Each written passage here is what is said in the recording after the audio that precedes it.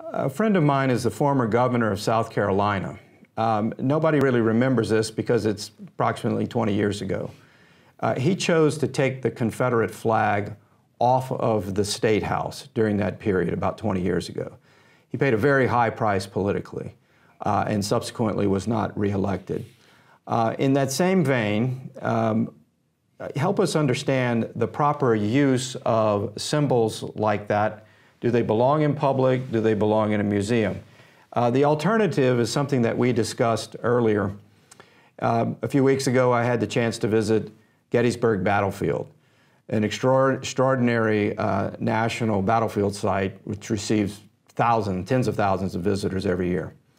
On the place at the high point of the battle, the last day, where the Confederate General Robert E. Lee gave the order to Longstreet to give the order for Pickett's charge, which was the hinge moment, frankly, in the whole Civil War.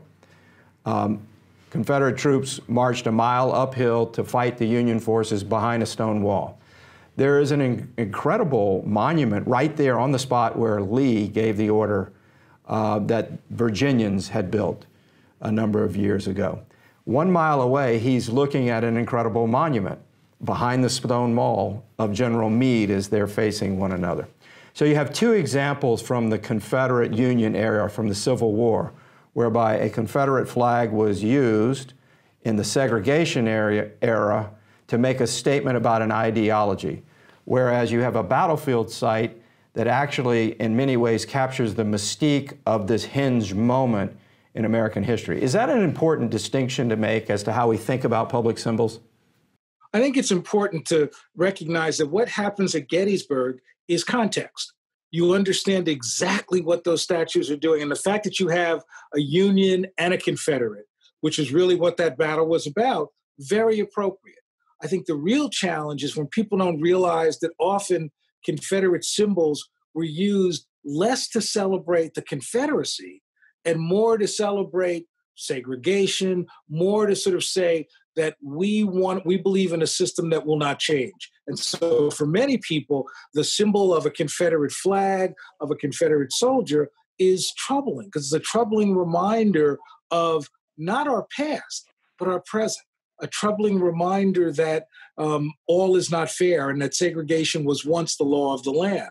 And if I could tell a personal story, when I drive through Alexandria, Virginia, which is one of the most beautiful towns in the country, and I love going through it, I often get caught at the traffic light right by where a Confederate statue stood.